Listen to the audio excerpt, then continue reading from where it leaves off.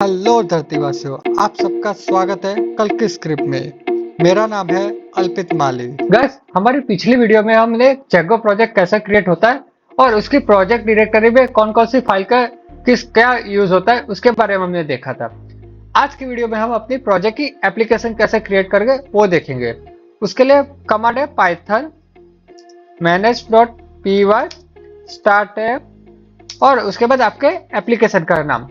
यहाँ पे मैं आपको कुछ याद करवाना चाहूंगा गाइस कि हमें पैसे हमारे जेंगो के पिछले प्रोजेक्ट क्रिएट करते रहे मैंने आपको बताया था कि जेंगो भैया के कुछ रूल और असूल और नियम है कि लाइक आप जेंगो प्रोजेक्ट के नाम पे आप अपना जेंगो प्रोजेक्ट क्रिएट नहीं कर सकते क्योंकि यहाँ पे आपके कॉन्फ्लिक्ट आ सकते हैं ऐप ने। उसके लिए आपको कुछ वार्निंग मैसेज देगा कि सर आप अपने प्रोजेक्ट का नाम जेंगो नहीं दे सकते या ऐप नहीं दे सकते। तो ऐसे हमें भी यहाँ पे अपने एप्लीकेशन का नाम ऐप नहीं देना है। तो हम यहाँ पे अपनी एप्लीकेशन मतलब एक प्रोजेक्ट में आप मल्टीपल एप्लीकेशन भी आप क्रिएट कर सकते हो।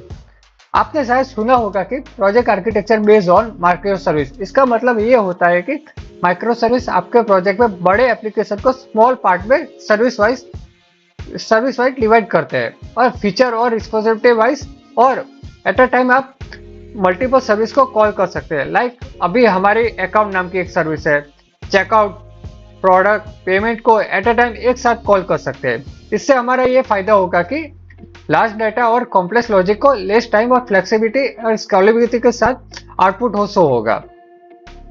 तो गाइस यहाँ पर हम अपनी अकाउंट नाम की एप्लीकेशन क्रिएट करेंगे जिसमें हम अपनी ऑथेंटिकेशन और authorization related form API create करेंगे। स्टार्ट ऐप के बाद अपनी एप्लीकेशन का नाम अकाउंट्स। तो गाइस यहाँ पे हमारी एक एप्लीकेशन बन चुकी है। तो यहाँ पे हमारी एप्लीकेशन में कुछ फाइल है। तो गाइस हमारी प्रोजेक्ट डायरेक्टरी में हमें अभी एक अकाउंट्स नाम की एक एप्लीकेशन फोल्डर देखने को मिलेगा। वहाँ पे हमारी एप्लीकेशन के अंदर कुछ फाइलें और एक फोल्डर भी है माइग्रेशन नाम का। उसके बारे में हम डिटेल में जानेंगे। फर्स्ट है हमारा माइग्रेशन नाम का फोल्डर। माइग्रेशन फोल्डर में गाइस एक और इनिट फाइल के फाइल है। जेंगो में माइग्रेशन फोल्डर काफी इंपॉर्टेंट होता है और ये डेटाबेस स्कीमा को मैनेज करने में और मेंटेन करने में मदद करता है। यहाँ पर मैं आपको माइग्रेशन फोल्डर का क्या काम आता है और उसका यूज केस क्या होता है उसके बारे में मैं डिटेल में बताऊंगा। तो गाइस हमारा पहला यूज केस है डेटाबेस स्कीमा चेंजेस। जेंगो में आप जब मॉडल डिफाइन करते हो तो आप उसकी मदद से डेटाबेस टेबल का स्ट्रक्चर डिस्क्राइब करते हैं। जब आप अपने बॉर्डर्स पे कोई भी चेंजेस करते हैं जैसे कि एक फील्ड ऐड करना, एक फील्ड को रीनेम करना या एक फॉरेन की या many to be many field add करते हैं या कोई चेंजेस करना कि जैसे कि इन चेंजेस करते गए को डेटाबेस में अप्लाई करना। लाइक आपने मतलब कोई फील्ड ऐड कर दिया उसके बाद आपको ने लोकल में तो चेंजेस आ गए पर आपके मॉडल में भी उसका इफेक्ट देने हो तो उसके लिए माइग्रेशन का यूज करना होता है। सेकंड पॉइंट आता है माइग्रेशन में वर्जन कंट्रोल। माइग्रेशन का यूज डेटाबेस स्कीमा को वर्जन कंट्रोल में रखने के लिए होता है। हर माइग्रेशन एक यूनिक आईडी के साथ आता है और आप माइग्रेशन के वर्जन कंट्रोल के साथ यूज कर सकते हैं।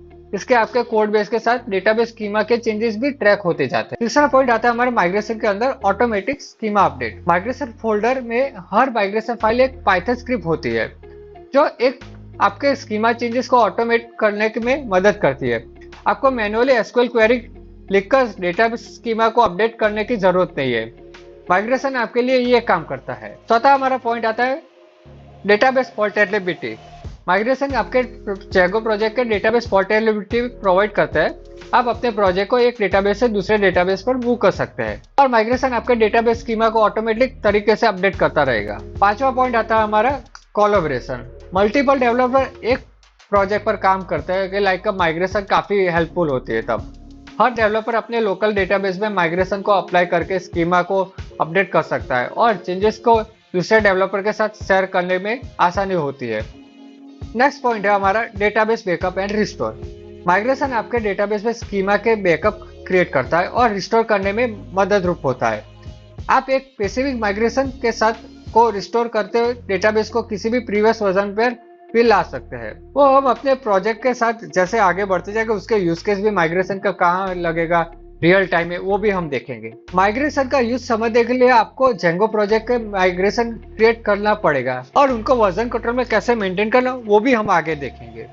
ये आपके डेटाबेस स्कीमा के चेंजेस को सिस्टमेटिकली और आसानी में मैनेज करने में मदद करेगा और आपके डेवलपमेंट प्रोसेस को स्ट्रीमलाइन करेगा। तो गाइस हमारे माइग्रेशन फोल्डर में underscore underscore init underscore underscore dot P करके एक फाइल है जो एम्प्टी है, जो हमारे माइग्रेशन के फाइल को जो है वो मैनेज करती है। जो मतलब माइग्रेशन के अंदर भी पाइथन फाइल होते हैं, सेम अपने एप्लीकेशन या अपने प्रोजेक्ट जेंगो प्रोजेक्ट में इनिट फाइल अपने प्रोजेक्ट के मतलब फोल्डर को पूरा पाइथन फोल्डर को वो मैनेज करते हैं, जो मैंने आपको आगे भी बताया था। नेक्स्ट है गाइस हमारी admin dot P file. Admin interface को कस्टमाइज करने के लिए आप मॉडल को रजिस्टर यहाँ पर कर सकते हैं। लाइक यहाँ पे आपका यूजर मॉडल है, आप उसको कस्टमाइज करके आप कौन सी फील्ड दिखाना चाहते हो, कौन सी नहीं दिखाना चाहते हो, या फिल्टर अप्लाई कर सकते हो। यहाँ पे आप अपना कस्टम एडमिन फॉर्म क्रिएट कर सकते हो। नेक्स्ट है हमारी फाइल है ऐप डॉट पी फाइल। यहाँ पे आपको गाइस आप यहाँ पे कुछ ऐप रिलेटेड आप कॉन्फ़िगरेशन यहाँ पे कर सकते हो।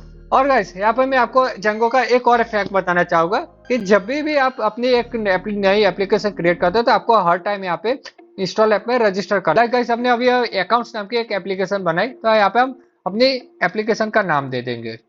और आपका दूसरा तरीका, आपके जो ऐप डॉट कॉन्फ़िग फाइल है तो यहाँ पे आपके अकाउंट कॉन्फ़िग करके यहाँ पे एक नाम दे सकते हैं।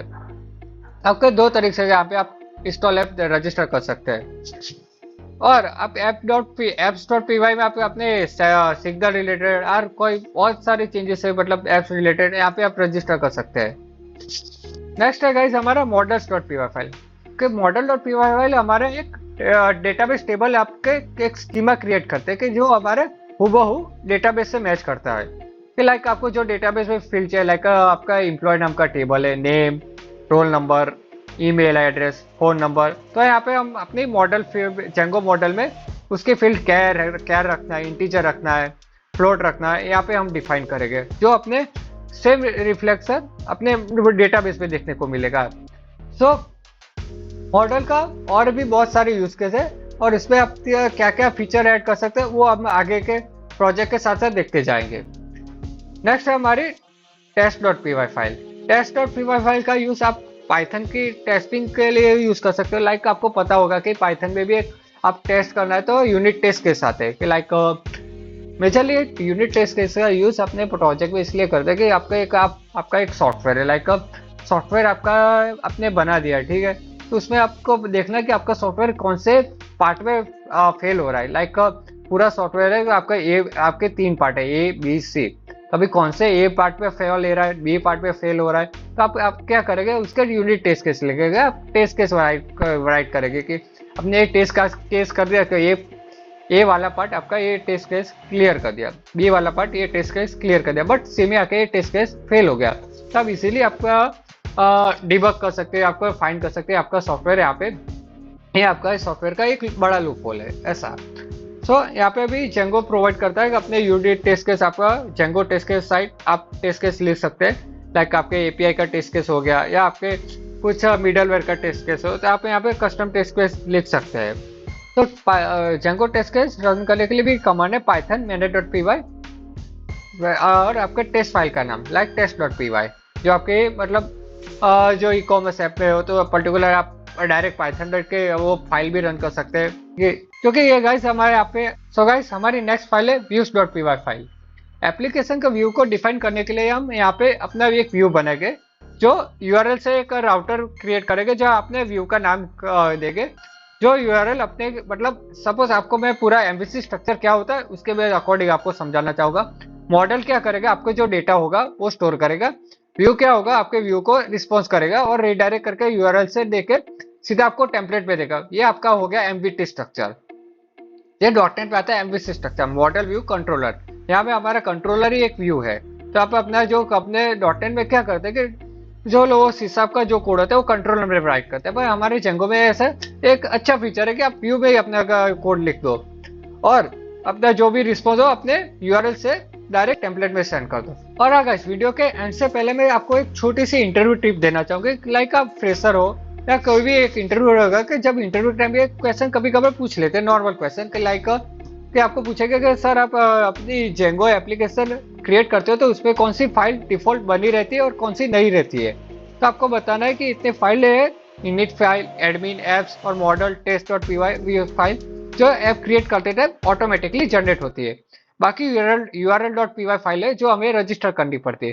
प्रोजेक्ट के टाइम वो ऑलरेडी बाय डिफॉल्ट क्रिएट होके रहती है, बट एप्लीकेशन के टाइम वो क्रिएट नहीं होती, तो अपने को एक urls.py फाइल यहाँ पे बनानी पड़ेगी, लाइक ऐसे urls.py।